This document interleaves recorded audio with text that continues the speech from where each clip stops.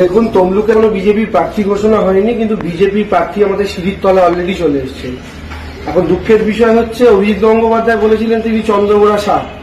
এখন একটা সাপ অলরেডি, আমরা যে বাড়িটা ভাড়া নিয়েছি তমলুকে, আমরা যেখানে এসে থাকছি সেখানে অলরেডি আমরা সকালবেলা উঠে সিঁড়ির তলায় দেখি বিজেপির প্রার্থী এসে উপস্থিত।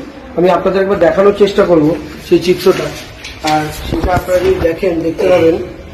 এই দেখুন, দেখা যাচ্ছে।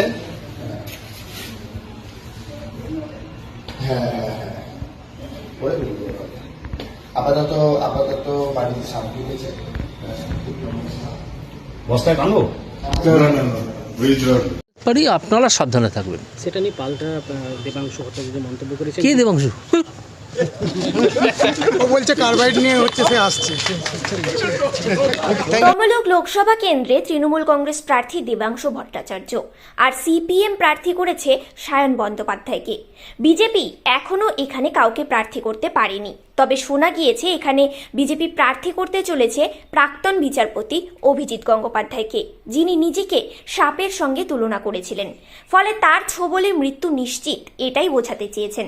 যদিও বিজেপির অন্দরে মুষল পর্বের জেরে তার নাম প্রকাশ্যে আসেনি, তবে তৃণমূল কংগ্রেস প্রার্থী দেবাংশু ভট্টাচার্য সাপ দেখতে পেলেন। নিজের ওয়ার রুম অর্থাৎ ভাড়া বাড়িতে মিলল চন্দ্রবোড়া সাপ। এই ঘটনা প্রকাশ্যে আসতেই আলোড়ন পড়ে গিয়েছে। তমলুকের ভাড়া বাড়িতে চন্দ্রবোড়া সাপ দেখা দেয়, আর এই ঘটনা নিয়ে এখন জোর চর্চা শুরু হয়েছে গোটা তমলুক লোকসভা কেন্দ্রে। কিন্তু বিষয়টিতে ঘাবড়ে না গিয়ে বিজেপিকে কটাক্ষ করেছেন দেবাংশু ভট্টাচার্য। তিনি দলের আইটি সেলের ইনচার্জ, তাছাড়া তরুণ তুর্কি নেতা, সুবক্তাও বটে। ভোটে তমলুক লোকসভা কেন্দ্রের তৃণমূল কংগ্রেস প্রার্থী দেবাংশু ভট্টাচার্য এখানের একটি ভাড়া বাড়িতে থাকছেন। বাড়িটি যথেষ্ট পুরনো, তবে এখান থেকে সব জায়গায় প্রচারে গিয়ে রাতে ফিরে আসা সম্ভব। সিপিএম এর নিমতৌড়িতে জেলা পার্টি অফিসের মতো অট্টালিকা নয়। আজ সকালে সেই ভাড়া বাড়ির নিচে সিঁড়ির কোণে চন্দ্রবোড়া সাপের দেখা মেলে। তবে এই বিষাক্ত সাপ দেখেও ভয় পাননি দেবাংশু, বরং বিজেপি নেতা অভিজিৎ গঙ্গোপাধ্যায় কি কটাক্ষ করেছেন। তো এখন সেই জায়গা থেকে দাঁড়িয়ে বিজেপির প্রার্থী তালিকা ঘোষণা হয়নি, কিন্তু আমরা আগেই জেনে গেছিলাম বিজেপির প্রার্থী কে হবে।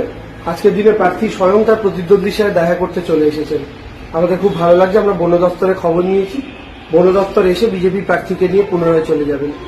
দেখা যাচ্ছে। আপনারা দেখছেন নিউজ প্রাইম টাইমস। সঙ্গে থাকুন এবং দেখতে থাকুন নিউজ প্রাইম টাইমস।